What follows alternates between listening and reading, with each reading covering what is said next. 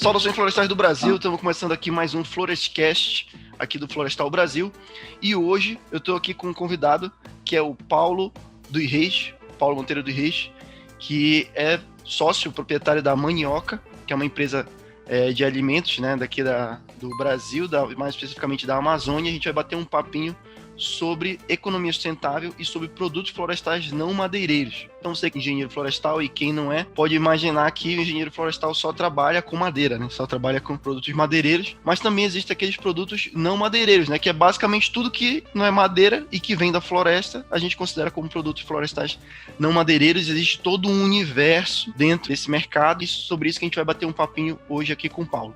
Beleza? Se você quer falar alguma coisa aí, Paulo, antes da gente começar, fica à vontade para te apresentar. Maravilha. Não, obrigado pelo convite. Bom dia, boa tarde, boa noite para quem estiver ouvindo em algum horário. E é um prazer estar aqui conversando sobre a Amazônia, sobre produtos e também sobre o meu trabalho.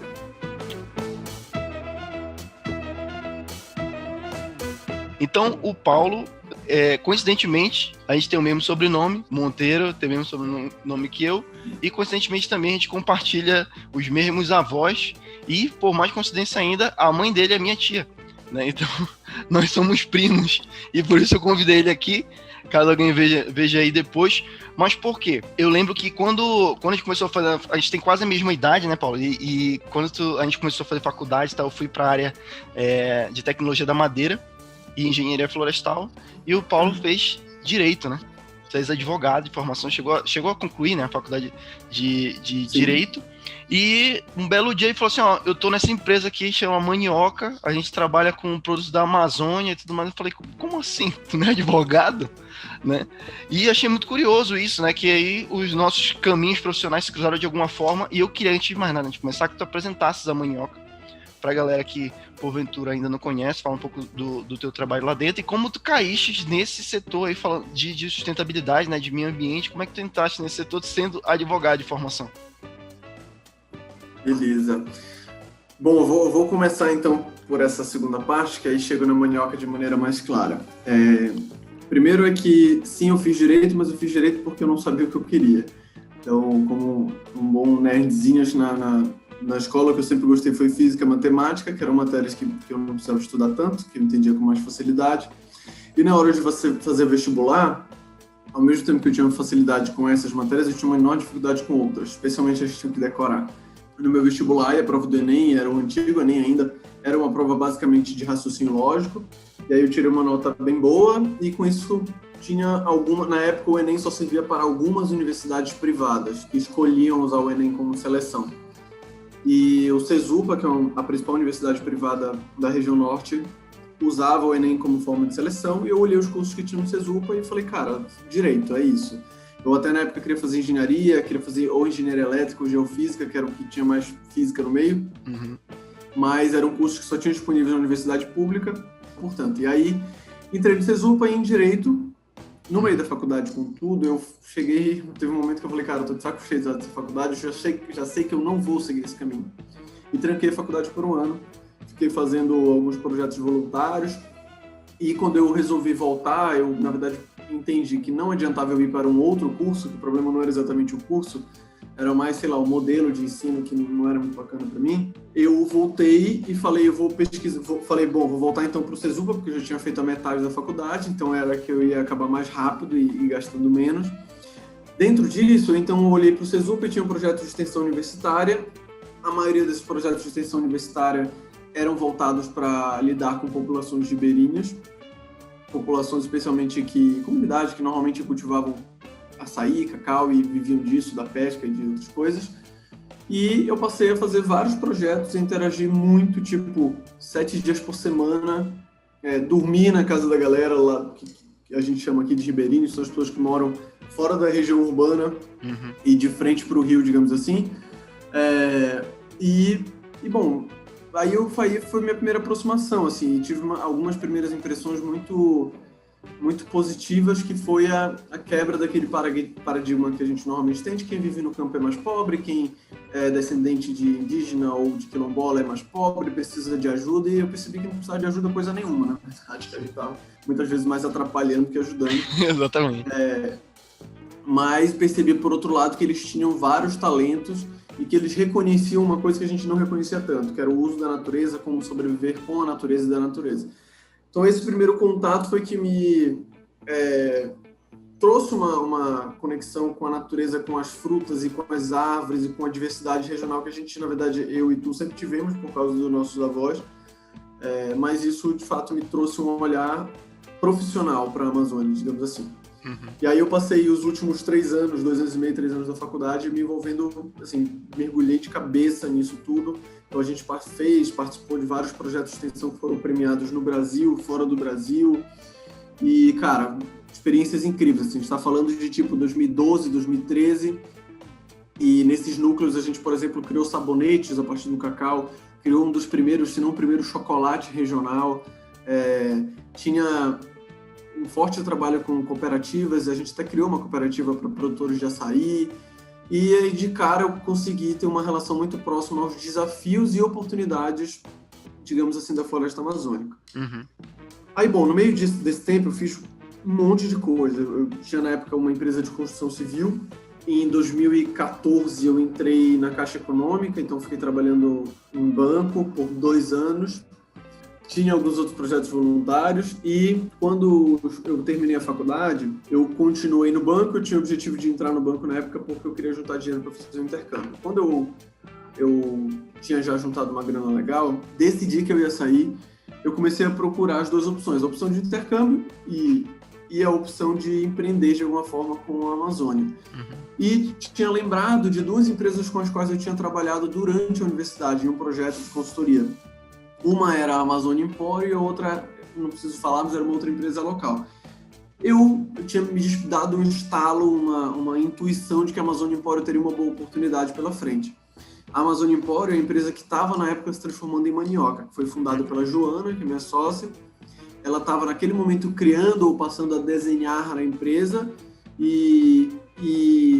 e aí, isso em 2014, né, quando a gente fez esse trabalho de consultoria. Quando foi em 2016 que eu resolvi sair do banco, eu lembrei dela e fui bater na porta dela e falei: Joana, tudo bem? Lembra de mim, lá da universidade, daquele trabalho e tal? Seguinte, eu estou com um trabalho bacana aqui, mas estou a fim de mudar de direção. E lembrei da Manioca, lembrei da Amazônia Empório, queria saber se tu tá para trabalhar junto, e daí a gente começou a trabalhar junto. Foi basicamente assim que eu caí lá.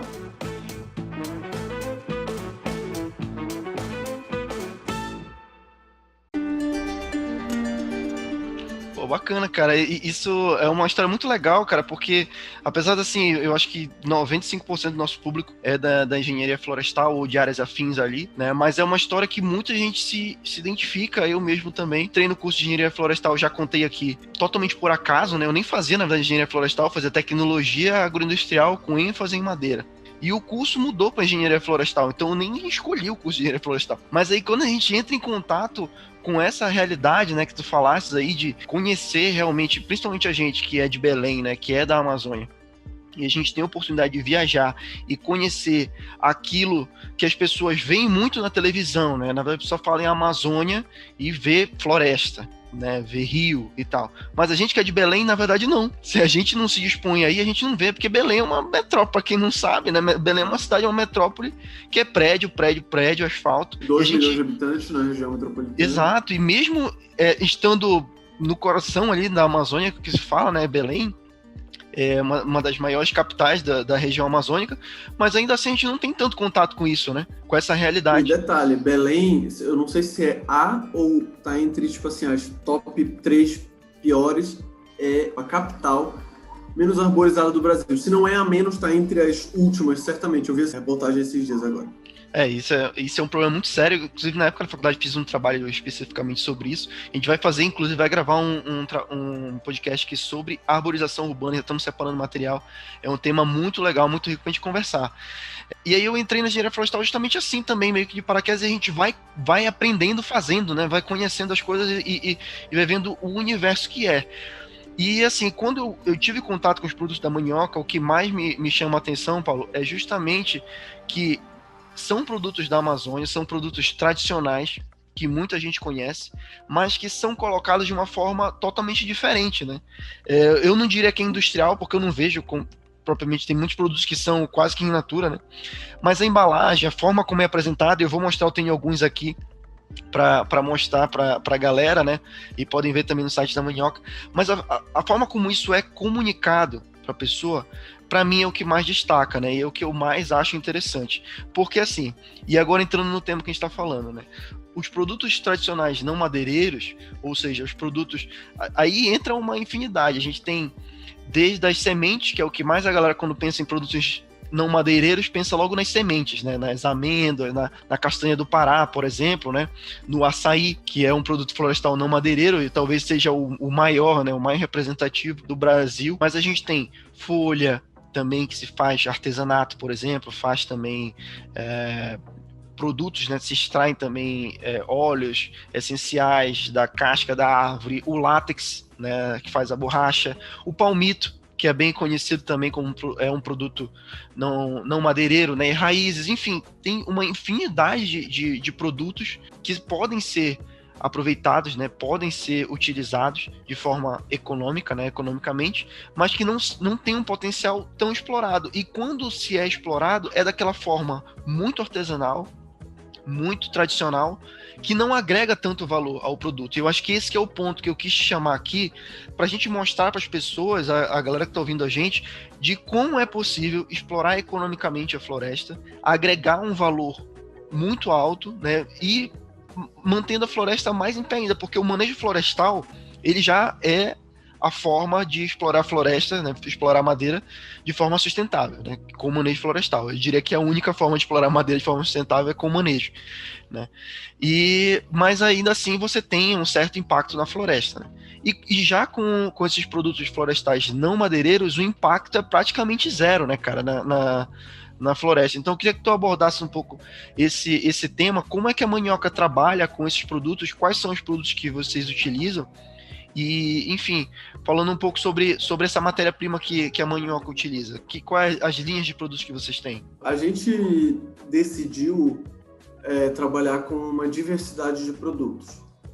Em primeiro lugar, assim, a gente acredita e compreende até, sei lá, estudando, por exemplo, eu faço mestrado em desenvolvimento regional na Amazônia, então uma das coisas que fica muito clara para mim é que não tem uma coisa só com potencial na Amazônia ou uma só solução. Então, a diversidade faz parte da Amazônia e a gente precisa compreender isso e aprender a lidar com isso. É difícil porque você escalar a diversidade é muito mais difícil. Então, é muito mais fácil, por exemplo, você tirar só madeira. Mas, por outro lado, é muito mais sustentável. Não só sustentável ambientalmente, mas sustentável ao longo do tempo. Então, é uma maneira da gente manter a floresta em condições de nos dar recursos, além da parte mais óbvia, que é preservar a floresta, de todo o efeito no equilíbrio climático, no equilíbrio da diversidade do mundo, entre outras coisas. A Amazônia tem 20% da biodiversidade do planeta. Uma árvore na Amazônia consegue colocar o dobro de água por dia na atmosfera do que uma pessoa consegue usar por dia, sabe? Então tem números muito superlativos e absurdos, assim. Então tem vários motivos pelos quais a gente deve pensar nisso. E a nossa escolha foi trabalhar com diversidade, ou seja, trabalhar com vários ingredientes. A gente poderia, por exemplo, ter escolhido falar, não, vamos ser uma empresa de açaí, ou vamos ser uma empresa de castanha, vamos ser uma empresa de cacau. Mas a gente resolveu trabalhar com diversidade porque isso traz consigo não só o ingrediente, mas traz o que está por trás, que é a floresta, que é justamente aquilo que a gente queria destacar. Então, todos os nossos produtos, como tu disseste, são florestais não madeireiros, obviamente. Destacam que muitas vezes tem outros que são florestais não madeireiros, mas que não são necessariamente nativos da Amazônia. Por exemplo, o produto mais exportado na Amazônia depois daqueles mais óbvios, que é tipo minério, gado, soja, milho talvez, é pimenta do reino, que não é uma coisa nossa. Mas enfim, o nosso objetivo é basicamente fazer com que as pessoas de alguma maneira consigam se aproximar da Amazônia. Esse era o primeiro objetivo, na verdade. Daí a gente começou a vender produtos que já tinham aqui, tucupi, farinha, etc., coisas que são comuns aqui na região, até porque a Joana, minha sócia, a família dela tem um histórico ligado à gastronomia, a restaurantes. Então esses foram os primeiros clientes da Mandioca. Outros cozinheiros que tinham restaurantes e que queriam usar os mesmos ingredientes que se usavam nos restaurantes daqui. Depois, a gente, quando começou a querer falar com o consumidor final, não só ficar, entre aspas, escondido atrás do chefe de cozinha, a gente percebeu que tinha que criar produtos para eles, então embalagem, toda essa coisa, posicionamento e tudo. E aí a gente deu esse passo, bom, vamos então vender produtos. E como a gente começou a vender produtos para esse tipo de cliente, a gente viu que esse tipo de cliente tinha suas próprias necessidades, que não necessariamente casavam com a nossa intenção de criar um produto ou outro. Então acho que foi nesse momento que a gente começou a se questionar, beleza, a minha ideia é criar produtos, alimentos com ingredientes da Amazônia, ou melhor, é vender alimentos da Amazônia. Tá bom. Mas o cliente, ele não quer conhecer esses produtos que tem na Amazônia. Ele pode até querer provar uma vez, vir aqui, viajar, ter uma experiência maravilhosa. Mas isso não vai fazer parte do dia a dia dele, a gente gostaria de fazer parte do dia a dia dele. Afinal, a gente está falando de um território que é metade do Brasil. Então, se o Brasil tivesse 100 hectares, 50 hectares é de Amazônia. 49. Então, é inimaginável que o brasileiro não conheça e não consuma produtos da Amazônia, que isso não faça parte do dia a dia. Então, esse era o nosso objetivo. E a gente começou a ter uma espécie de bate-bola com o cliente. Vender, entender o que ele gostava, o que ele não gostava. E a gente foi percebendo que a gente precisava, na verdade, criar produtos que atendessem necessidade do cliente. Por mais óbvio que isso possa parecer hoje, esse aprendizado levou um tempo. E, portanto, passamos ou a adaptar produtos que já existiam, tipo, tucupi é um produto super tradicional aqui, mas a gente fez essa embalagem aqui, por exemplo, transformando tucupi, que é uma coisa que normalmente tem 2 litros, em um molho de 300 ml. Numa apresentação, com a linguagem, por exemplo, aqui a gente diz que o tucupi ele é um tempero para ser usado em aves, mariscos e arroz. Eu não preciso falar isso para nenhum paraense. Paraense sabe como usar tucupi. Mas como eu estou vendendo ele como um tempero para pessoas de fora, eu preciso ensinar as pessoas como usar. Então a gente tem essa via, que é a via de pegar o que já existe, o que já é tradicional, e transformar na comunicação, no tamanho, na oferta. A outra via é criar produtos que levem os nossos ingredientes, mas que não necessariamente levem ao nosso hábito. Então, tucupi está no nosso hábito, e outro produto que a gente tem, por exemplo, que a granola não está. Mas a gente resolveu criar uma granola porque eu não preciso explicar para ninguém o que é granola. Todo mundo que está ouvindo a gente, qualquer pessoa de qualquer lugar, tu tá em Curitiba, qualquer pessoa daí, vai saber o que é uma granola. E a gente, às vezes, precisa usar dessa artimanha de jogar o jogo para a gente conseguir chegar nas pessoas. E aí a gente criou uma granola, por exemplo. Mas aí na nossa granola a gente colocou tapioca flocada, que é a tapioca... Aqui a gente chama só de farinha de tapioca, mas seria a tapioca flocada. A gente colocou nibs de cacau, a gente colocou cumaru, que também é uma madeira muito conhecida. Então, a gente segue esses 2 caminhos. Ou um produto que já é conhecido, cheio dos nossos ingredientes, ou um produto nosso que ainda não é conhecido, mas cheio de comunicação para quem não está habituado com aquilo que a gente está. Então, esses são os caminhos que a gente está seguindo. E aí entram algumas coisas que são detalhes importantes, mas são detalhes, tipo a apresentação visual, o posicionamento de marca e tal. Isso a gente acho que encontrou parceiros legais que conseguiram transmitir aquilo que a gente queria para uma linguagem visual e de marca. E a gente também é muito apegado nisso, assim, tanto eu como a Joana, que é minha sócia, a gente gosta muito desse lado visual, do design, da comunicação. Então, acaba que isso é um pouco natural, assim, nosso. Então, é isso que me chama a atenção, porque, assim, o Brasil, né, ele praticamente foi estruturado em cima da exploração florestal madeireira. Enfim, o nome do país vem disso e tal, enfim, essa história, não precisa se aprofundar muito nisso. Mas o Brasil vem disso aí. E, ainda assim, hoje a gente tem uma dificuldade muito grande de implementar o manejo florestal. Por 2 motivos. O primeiro é pela dificuldade em si do tradicionalismo, de como é feito. Ainda existem muitas pessoas que se recusam a implementar o manejo florestal. E daí a gente tem toda essa série de problemas que a gente tem hoje com o desmatamento. O outro ponto é a falta de conhecimento das pessoas em relação ao manejo florestal. E quando eu falo das pessoas, é das pessoas leigas, de forma geral, aquilo que a gente vê na televisão, né? E de se associar madeireiro, a desmatador, a pessoa que trabalha com manejo florestal, destruir a floresta, enfim, tudo mais. Então, esse viés do produto florestal não madeireiro, ele é uma alternativa também para que a gente consiga mais um produto e que se explore, porque assim, o Brasil hoje, ainda que seja dessa forma, a maioria das exportações, do comércio de produtos florestais são madeireiros, né? Tipo assim, eu tenho uns dados aqui que eu coletei, que eu procurei rapidamente, eu encontrei dados de 2015. E em 2015, a produção florestal brasileira girou em torno de 18 bilhões de reais. Desses 18 bilhões, 1,5 bilhões que foi de origem vegetal e extrativista. Ou seja, é muito pouco. E é um potencial muito grande. E assim, a gente está falando de Amazônia, mas você tem extrativismo também em todas as regiões do Brasil. A gente tem a erva mate, a gente tem o pinhão aqui no sul, né? Agora eu tô em Curitiba, a gente vê muito disso. Né? Tem tipo assim, pequi. Então a gente tem uma série de possibilidades em todas as regiões do Brasil, né? Para quem não tá na Amazônia, você pode pensar aí no Cerrado, pode pensar na Mata Atlântica, ainda é possível ainda. Então, em todas as regiões a gente tem potenciais, né, de produtos florestais não madeireiros e que não são explorados. Então, o legal da mandioca é isso. Tô aqui com a granola, né, de vocês, e como você falaste, né, a granola tem tudo quanto é lugar, você tá acostumado. Mas granola com a tapioca, com a castanha do Pará, com o cacau, né, com cupuaçu, com maru, que tá tudo aqui, cara, isso aqui não tem, né? E o legal é isso também, aí puxando um pouco para a questão da mandioca, de se inserir, né, em todos os lugares. Isso aqui vende no mercado, eu tô em Curitiba e aqui eu consigo encontrar esse produto no supermercado facilmente, né, cara? Então a gente divulgar isso, tornar um produto acessível, o tucupi que tu falaste, né? Em Belém, para quem conhece, para quem tá acostumado, você não vai encontrar isso aqui numa feira, vai estar lá numa garrafa PET, uma garrafa de refrigerante, que a pessoa seca aquela garrafa de plástico, enche de tucupi, fecha a tampa, não tem rótulo. Quando tem um rótulo, é um papel A4 que a pessoa imprime e cola ali, né? Só para dizer quem foi que fez, e é isso.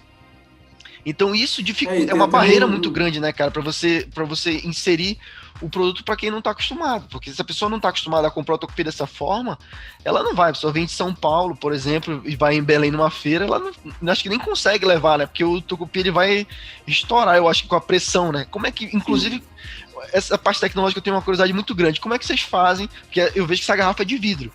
Eu imagino que esse seja ela não é à toa de vidro, né? Isso é uma história legal que eu queria contar.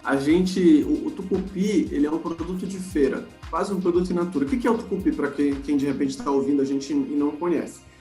O tucupi é um caldo da mandioca fermentado. Fermentação é uma das principais formas de conservar alimentos antes, quando não existia geladeira, ou aqui na Amazônia não existia sal, por exemplo. É por isso que eu falei, na garrafa de plástico, eu já vi que o tucupi, se a gente deixar muito tempo na garrafa de plástico, vai acumulando aquele gás da fermentação e explode na cara da gente. Exatamente. E aí, a fermentação era uma técnica usada para conservar muitas coisas. Então, o tucupi era um caldo da mandioca fermentado que era usado como conservante, como amaciante de carne pelos povos indígenas da Amazônia. Tradicionalmente, hoje, aqui no Pará, a maioria dos estados do norte do Brasil, a gente consome tucupi, que é o caldo da mandioca fermentado, já temperado, com normalmente chicória do Pará, alho, alfavaca e sal. E é um produto de feira. Então, você encontra nas feiras em garrafas PET, e já que ele é fermentado, ele não aguenta muito tempo ali.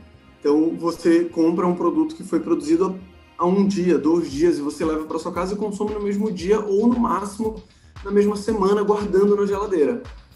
Porque, assim como um iogurte, por exemplo, você não pode deixar um iogurte na mesa da sua sala, senão ele vai estourar, vai estragar. O tucupi é bem parecido. Então, essa fermentação era uma grande dificuldade que a gente tinha, porque existe uma possibilidade também de deixar fermentar até acabar o processo dele de fermentação, ou seja, até acabar todo o alimento que tinha ali para os micro-organismos, e aí ele ia estar, entre aspas, seguro. Mas nesse ponto ele ia estar ácido demais. Então, para quem vai comer, para um alimento, não ia estar mais gostoso. Sim. Então a gente tinha esse lance. Como é que a gente comercializava o tucupi, basicamente? A gente comercializava ele congelado.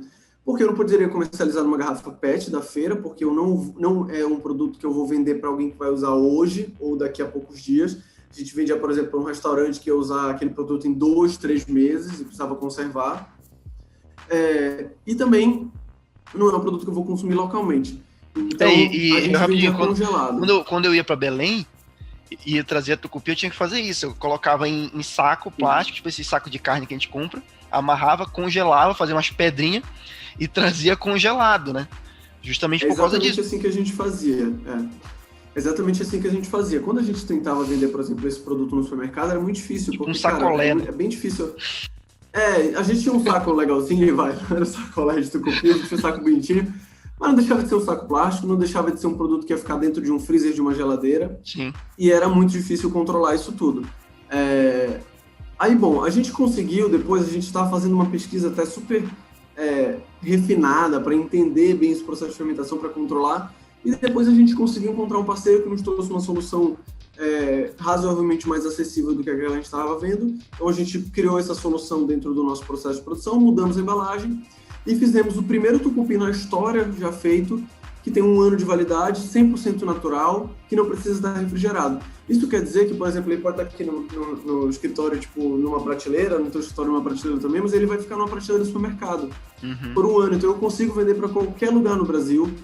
Para qualquer lugar no Brasil, o cara pode pegar um tucupi, botar na prateleira dele e vender. Antes, eu tinha que vender com uma cadeia logística refrigerada que é super complexa, eu tinha que cuidar muito bem da validade dele lá na loja, tinha que cuidar muito bem da exposição dele na loja, então era super difícil. E não podia, por exemplo, exportar muitas vezes, porque ficava muito mais caro fazer refrigerado. Então, por aí vai. E aí a gente conseguiu fazer isso. Então, isso realmente deu um salto. Inclusive, proporcionou uma outra coisa. A gente consegue hoje vender pela internet. Então, a gente consegue atender o Brasil inteiro. Se você está hoje, por exemplo, na região sul ou sudeste, você entra no nosso site agora, loja.maniocabrasil.com, compra um produto, você vai receber esse produto em no máximo 2 dias. Para quem é das regiões mais afastadas do Brasil, especialmente no norte, afastadas dos grandes centros, a gente sabe que o frete é mínimo 15 dias. E a gente conseguir entregar um tucupi do Brasil inteiro em tipo 2 dias, isso é muito realmente simbólico, assim. E não seria possível vender um produto pela internet desse se ele continuasse congelado, porque é muito difícil. É difícil você fazer um frete de caixas, imagina fazer um produto que vai para o seu João que pediu. Não, eu diria que é quase impossível. Da Bahia, pode dizer que ia ser impossível. Então isso deixou a gente muito feliz, foi uma inovação que a gente conseguiu fazer e é muito bacana ver um produto da Amazônia com essas facilidades, digamos assim. Pô, legal, cara. Já que a gente tá falando dos produtos, eu tenho alguns aqui para mostrar pra galera aqui. Eu queria mostrar, para quem tá vendo esse vídeo, né, vai ficar mais fácil, mas para quem estiver só ouvindo o podcast, queria convidar vocês a entrarem lá no nosso canal no YouTube ou propriamente no site da Manioca, que lá vocês vão conseguir encontrar. E eu quero mostrar os produtos porque eu tava olhando aqui, cara, e eu vi um negócio que eu quero te perguntar agora, mas antes a gente vai falar. Aqui tem um pacotinho de castanha do Pará, isso aqui vocês vendem também, sim, esse pacotinho.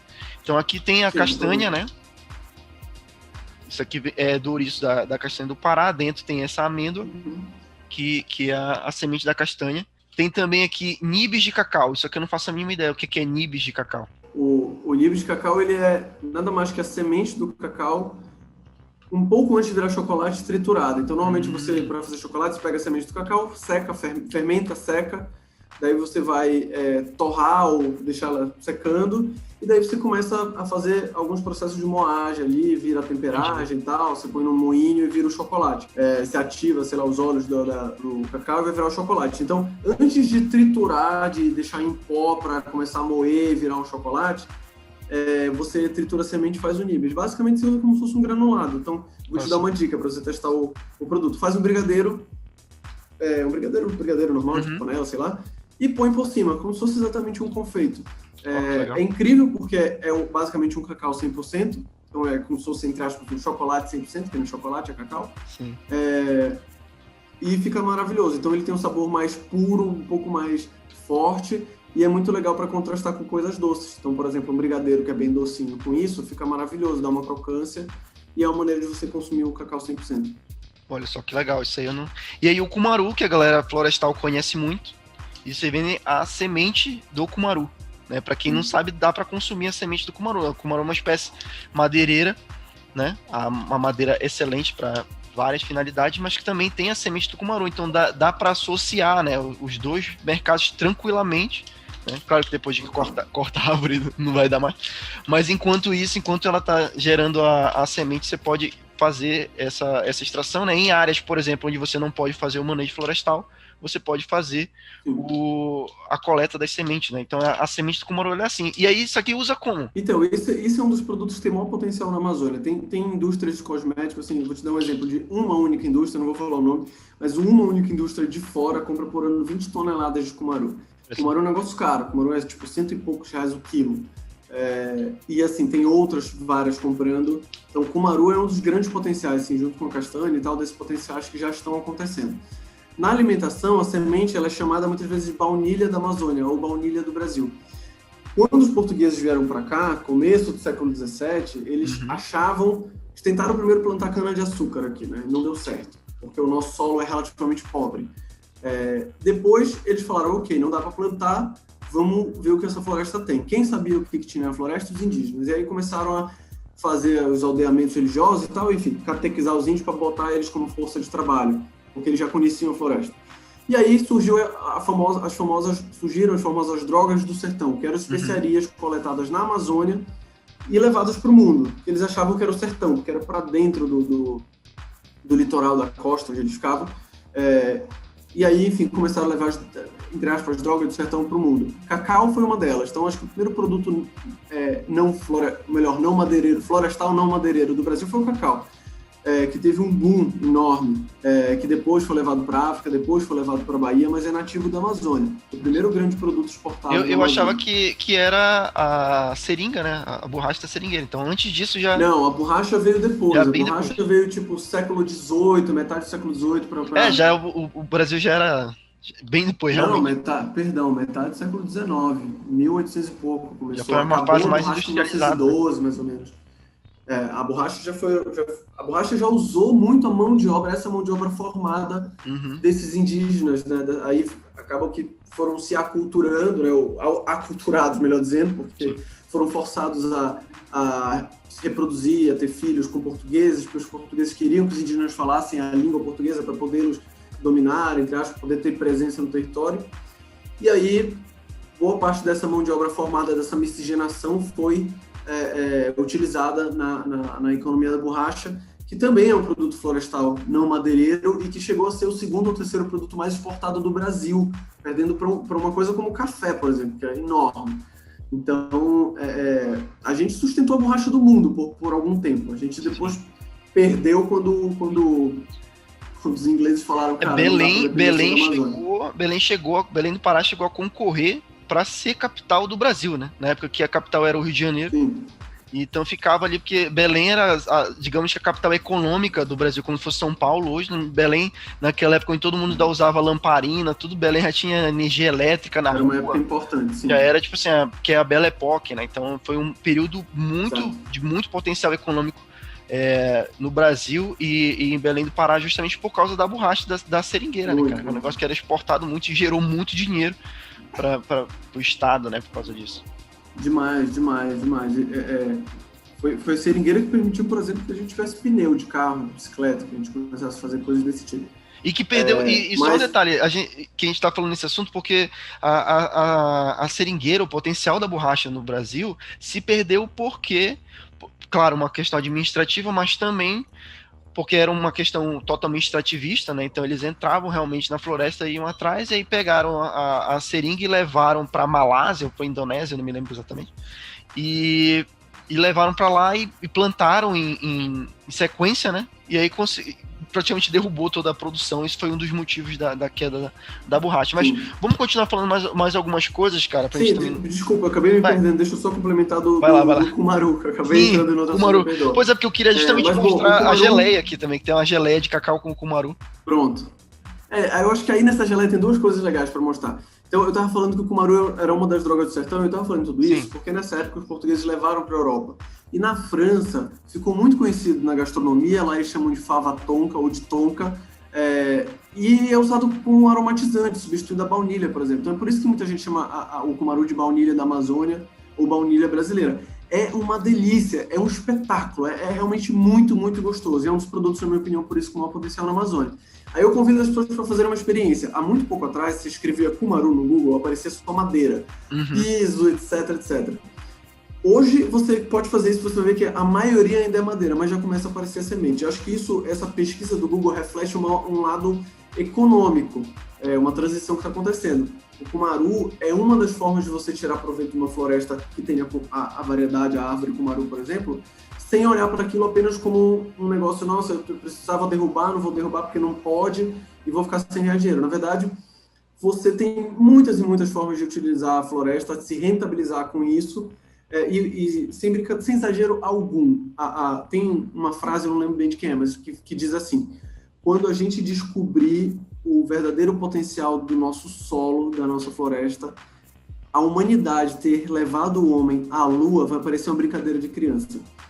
Então, cara, tem coisas assim absurdas, tipo um fungo que se você esticasse, um fungo coletado num pedaço do tamanho de uma colher de sopa, que se você esticasse daria dezenas de quilômetros, é só um dos exemplos do potencial da floresta. E o cumaru é um desses exemplos que hoje não é tão sofisticado, não precisa ser tão sofisticado assim como a história do fungo, mas que você pode fazer. E aí eu vou te convidar a fazer uma experiência, Lucas, que é a experiência do brigadeiro. No brigadeiro você vai fazer tudo. Então faz o brigadeiro. Na hora que você estiver fazendo o brigadeiro, pega uma semente, quebra no meio, assim na mão mesmo, ela é bem mole, quebra no meio, joga lá dentro do brigadeiro e continua fazendo o brigadeiro. Faz ali, coloca desde o começo. Quando você acabar de fazer o brigadeiro, tira os pedacinhos de semente, joga fora e você vai ver que ficou ali no brigadeiro o sabor do cumaru. Ou você pode fazer o seu brigadeiro e ralar o cumaru também, antes de comer, na hora de comer, como quiser. Na hora de fazer, enfim. Aí você faz isso, pega o brigadeiro, põe o cumaru, depois põe o nível de cacau em cima. E essa geleia de cacau é um exemplo bacana. Por quê? Porque o cacau ficou conhecido por causa do chocolate, obviamente, né? Mas eu até digo que o cacau é minha fruta preferida, porque bacuri não conta, que bacuri é outra fruta fora da curva na região. Mas o cacau, então, tirando a brincadeira, o cacau é minha segunda fruta preferida. É uma delícia. E as pessoas não sabem que o cacau muitas vezes não sabem que é uma fruta, e muitas vezes não sabem que tem uma polpa que é maravilhosa. Por isso a gente resolveu fazer uma geleia de cacau, para que as pessoas pudessem ter acesso à polpa. Então, essa geleia que é de cacau com cumaru, ela traz as duas coisas que são muito importantes, duas variedades são muito importantes para a Amazônia e que as pessoas pouco conhecem, que é o cacau como fruta, não só a semente para fazer chocolate, e também o cumaru, que é uma semente, uma amêndoa que é deliciosa e que serve para aromatizar como se fosse uma baunilha. E essa geleia é muito boa mesmo, de todas, porque a mandioca tem várias geleias, tem de açaí, né, tem de pimenta perebá, enfim, são 9, né? Então tem muitas geleias, mas a minha favorita realmente é essa aqui de cacau com cumaru, isso aqui é muito bom. A minha também. Cara. E aí um negócio que eu queria falar contigo, também tem a questão do tucupi, que eu quero entrar daqui a pouco, mas eu olhei aqui e vi que tem um QR Code aqui na embalagem, e que faz parte daquele negócio do Origens Brasil, né? Um projeto muito bacana, a gente já falou sobre ele no Florestal Brasil, lá tem uma postagem sobre isso. Eu queria que tu explicasse, para quem não conhece, como funciona esse Origens Brasil e de onde vem essa matéria-prima, que eu acho que são dois assuntos que estão conectados, né? Queria que tu explicasse um pouco isso, porque a mandioca tem as suas áreas de produção ou não? Como é que funciona? Como é que vocês conseguem toda essa infinidade de produtos que vocês têm, a matéria-prima para produzir? Tá, beleza. Bom, a gente não tem terras produtivas, então, tipo assim, a gente não planta nada, não extrai nada das árvores, a gente não tem lá o nosso pedaço de terra que a gente vai coletar as frutas, não. Tudo a gente tem fornecimento. A gente sempre prefere que sejam pequenos produtores da agricultura familiar ou tradicional e que estejam relacionados com a floresta amazônica, ou seja, normalmente aquelas pessoas que vivem da floresta. E vivem da floresta naqueles núcleos familiares, sabe? Então não é também um cara que tem muita floresta, ele tira madeira, não é esse cara. Aquelas comunidades tradicionais ali que moram nas áreas de resex, né? Nas reservas extrativistas. Exatamente. São essas pessoas. Exatamente, perfeito. Então, normalmente a gente tem matéria-prima coletada dessas pessoas. Eles são nossos fornecedores, na grande maioria das vezes, comunidades. Hoje a gente tem impacto direto em 35 ou 39 famílias, varia um pouquinho, que nos fornecem matéria-prima da Amazônia, seja mandioca, seja cupuaçu, seja cacau, seja o cumaru, seja, sei lá, puxuri, seja jambu e por aí vai, várias matérias-primas que a gente usa. A gente ainda tem algumas frutas, por exemplo, que a gente não consegue comprar de comunidade, porque a gente não processa a fruta, então a gente precisa comprar já polpa congelada. E aí a gente muitas vezes precisa ter acesso a uma indústria. Em outros casos, de outras frutas, a gente já da próprias comunidades, com suas cooperativas e tal, a gente já consegue comprar tudo prontinho deles, tipo uma polpa congelada, por exemplo. Essa é sempre a nossa preferência, porque a gente acredita, a gente sabe disso, que incentivando uma economia para essas pessoas é uma maneira, de que elas se mantenham no trabalho que elas fazem, ou seja, mantenham a sua relação cultural, histórica, familiar com a floresta, aí é mais gente ocupando a floresta e dando valor para aquela floresta, porque terra vazia é um problema para a Amazônia de modo geral. E a gente também acha que é super importante a gente estimular a renda para essas pessoas, não só por elas ocuparem e terem um papel importante de proteção da floresta, mas também para gerar uma renda para uma base de cadeia produtiva na Amazônia.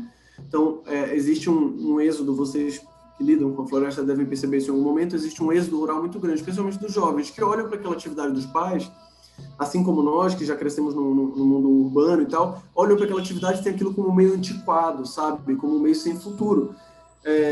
E se essa relação, se essa conexão com a floresta não fosse transformando também, aí é um ponto muito delicado, já deixo aqui dito, mas de alguma maneira ela precisa se transformar também para que essas pessoas mais novas, especialmente, também se sintam atraídas por dar continuidade ao trabalho que os agregar pais, valor, os avós, né? que os... Exatamente.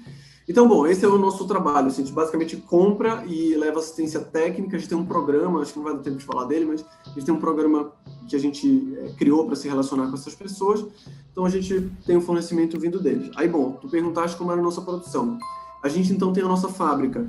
A maioria dos produtos a gente fabrica dentro da nossa unidade. Então, alguns, como a farinha de Bragança ou a tapioca de americano, já vem pronto, porque são produtos com identificação geográfica, ou seja, eles são feitos daquela forma naquela região, e a gente respeita isso. Então, a gente compra o produto pronto. Legal. E basicamente faz controle de qualidade, envasa, embala e comercializa e distribui. Mas a maior parte dos produtos, como o cupi, como as geleias, como os molhos e tal, são feitos na nossa fábrica e, nesse caso, a gente compra matéria-prima. Aí você estava falando agora do Origens Brasil, que é esse selo, esse QR Code que tem nessa embalagem. O Origens Brasil é um selo, ou melhor dizendo, é uma rede criada pelo Imaflora, que eu não sei se eu estou enganado, mas acho que eles são os maiores certificadores de FSC no Brasil. Então é uma ONG, uma instituição terceiro setor que já está acho que é um dos maiores, se não for o maior, pelo menos na Amazônia é o maior. Pronto, e aí o Imaflora, no intuito de proteger a floresta, percebeu, assim como nós e como muita gente está trabalhando na Amazônia, que é preciso estimular uma economia da floresta em pé. Ou seja, uma coisa que leva, que é capaz de conduzir a vida, ou melhor, que é capaz de suprir a vida das pessoas. Vamos pensar dessa forma, não falar da economia só do dinheiro, mas a economia como um negócio que é capaz de sustentar a vida das pessoas e que não precisa desmatar uma área para plantar outra coisa e também não precisa cortar para vender madeira. E aí, vendo isso, eles criaram essa rede chamada Origem Brasil. O que é a Origem Brasil? O Origem Brasil ele conecta empresas como a Manioc, como outras, tipo a Vic Bold, que é uma das maiores fabricantes de pães do Brasil, a Mercur, que faz borracha, aquela borracha apaga lápis, a Osklin, que é uma indústria de moda, marca de moda, todos têm o selo Origem Brasil. Então, a Origem conecta marcas como nós, como essas, a uma cadeia produtiva ligada a um território protegido. Por exemplo, o território do Xingu. É uma área, uma reserva protegida, um território indígena, e que você não pode, obviamente, desmatar ali, mesmo que fosse emmanuecer, não pode, de forma alguma, tirar qualquer cobertura florestal dali. Isso não significa que ali não tenha uma riqueza sendo gerada, frutos e frutas e raízes, etc., sendo gerada pelas árvores que estão ali, como é o exemplo do cumaru. Então, o Origens falou, ok, então eu vou ajudar a viabilizar essa cadeia que sai de um território protegido, chega como matéria-prima para uma empresa como a Manioc, como a Vic Bold, como a Osklin, mas eu preciso informar as pessoas de como isso é feito. Então, eles criaram esse selo no qual você pode passar seu celular, ler o QR Code e você é transmitido para uma página onde tem a cara do produtor. Tem a foto, exato, isso que eu ia falar. Vocês queriam que eu tivesse a foto do produtor, da pessoa que fez a... Exatamente. Tem a foto tem a demarcação do local onde foi feito, a informação do território, mostra, por exemplo, coisas que às vezes são curiosas para o público também, tipo, como é que é o fruto do cumaru? Como é o ouriço do cumaru? Porque vem a semente, né? E o que tem em volta? Como é a árvore? Isso tudo o Origem Brasil mostra. Então, para tentar resumir e deixar mais claro ainda, o Origem Brasil basicamente é uma solução de rastreabilidade. Então, com os produtos que tem Origem Brasil, você consegue saber que aquele produto, a matéria-prima daquele produto veio de um território protegido, que continua protegido e que você pode saber de onde veio, o que envolveu, as quantidades, às vezes, que as empresas compram, você consegue saber. Então, essa é a Origem Brasil. A gente executa esse trabalho, não só, nesse caso, com a solução do Origem, mas muitas vezes com as nossas próprias soluções, em territórios em que o Origem, por exemplo, não atua. O Origem é focado em território indígena, então outros territórios e tal, por exemplo, próximo a Belém, eles não atuam e a gente atua com as nossas próprias ferramentas, dando rastreabilidade, etc. E eu acho bem legal, cara, que a Manioca justamente mostra isso e o intuito desse episódio aqui era justamente abrir os olhos das pessoas. Se você gosta do açaí, da cadeia produtiva do açaí, pensa num produto não necessariamente só do açaí in natura, né? E aí o máximo que a gente fala de produção de açaí, a pessoa pensa, vou botar o açaí e vou misturar com granola, banana e morango. Enfim, pensa numa outra coisa que você possa fazer, sabe? E desenvolver tecnologias em relação a isso. Eu acho que a gente tem todo um mercado aí esses exemplos que todos que a gente falou, né, de como industrializar um produto, e às vezes você não precisa ter um super maquinário, um super equipamento para industrializar um produto. A nossa cozinha é super... parece uma cozinha industrial de restaurante, assim, não Então tem você não precisa, né, cara? Tem um investimento, e às vezes nem é um investimento tão alto, né? Soluções tecnológicas, como essa do Imaflora do Origem Brasil, que é uma solução tecnológica para um problema que é gerado, né, para agregar mais valor ainda à cadeia produtiva. Então é isso que esse foi o intuito desse programa aqui. A gente tinha muita coisa ainda para falar, mas o tempo é curto, né? E é isso, esse ficou o recado. Pensem aí, não só os produtos da Amazônia, mas das outras regiões. A gente falou muito da Amazônia, que a Manioca tem expertise disso aí, mas enfim, a gente tem produtos do Cerrado, da região Sudeste, Centro-Oeste, que também podem desenvolver exatamente esse mesmo tipo de tecnologia. Todos os links das coisas que a gente falou aqui, eventualmente alguma fonte, alguma coisa, eu vou deixar na postagem, né? Quem quiser ir lá e conferir os links pode ver, inclusive do site da Manioca, e fica à vontade para dar o teu recado final aí para a galera. Maravilha, eu queria em primeiro lugar agradecer mais uma vez, obrigado Lucas pelo convite, obrigado pelo espaço, obrigado pelo interesse no nosso trabalho. Acho que como recado, assim, eu só deixo a informação, na verdade o comentário e o estímulo para as pessoas de que a gente está com o maior potencial que existe no mundo hoje, que é a Amazônia, o maior potencial ainda não descoberto, assim, em larga escala. Então, eu diria para que todo mundo olhasse para cá com carinho, com atenção, com inteligência, com pesquisa, com inovação, porque aqui tem muitas oportunidades. O que é importante para a gente no meio disso tudo? É que a gente, primeiro, proteja a floresta, porque é o maior patrimônio que o Brasil tem, sem sombra de dúvida, diria um dos maiores do mundo. Em segundo lugar, proteger quem vive dentro da floresta. A gente muitas vezes fala de floresta e esquece que dentro dela tem muitas pessoas. Esquece, inclusive, que a floresta foi formada por essas pessoas.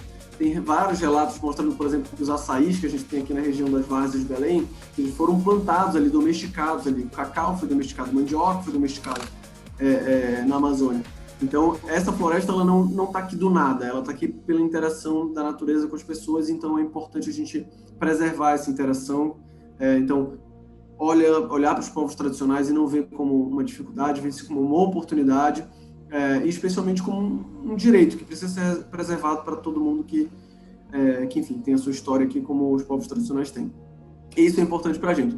Segundo lugar, a gente é até menos purista com a história do açaí e tal. Pra gente, tudo bem, cara, pode misturar. A gente tá mais preocupado aqui com a Amazônia. Eu, particularmente, acho uma delícia, cara. Açaí com leite em pó e leite condensado, porra, fica sensacional, cara. Você não entende. Eu acho horrível, mas, cara, adoro, cara. Eu sempre lembro do exemplo aqui de Belém. Belém a gente faz uma pizza de camarão com jambu.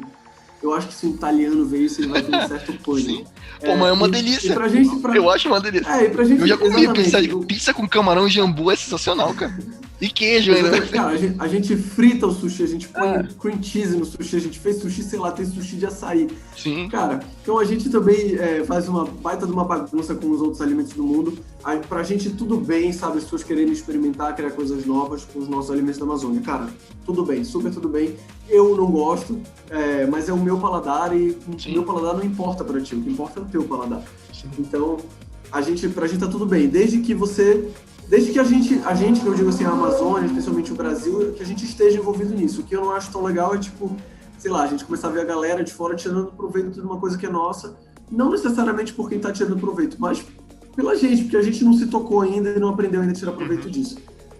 E isso é muito importante. Então, acho que esse é o meu recado final. Assim, olhem para a Amazônia, invistam na Amazônia, invistam seu tempo, pesquisa, inovação na Amazônia, que aqui tem a maior oportunidade que qualquer pessoa pode encontrar no Brasil, sem dúvida, vai estar na Amazônia. Então, enfim, aproveitem essa oportunidade. A gente está super à disposição para trocar ideia. Quem quiser achar nossos produtos, entra no Instagram, que é o mais fácil. O Instagram é Manioca Brasil. E se quiserem também, a gente está super à vontade para trocar mais ideia em outros momentos, pelo Instagram, como vocês quiserem. É isso aí. Então, sigam lá a Manioca. Sigam também o Florestal Brasil, tem nosso canal no YouTube, Florestal _ Brasil, tem Facebook, Instagram também, Florestal _ Brasil. Se inscrevam aqui no podcast para vocês receberem sempre que a gente postar um episódio novo, vocês vão receber a notificação. Isso aí, muito obrigado. Obrigado, Paulo, e até a próxima, galera. Valeu!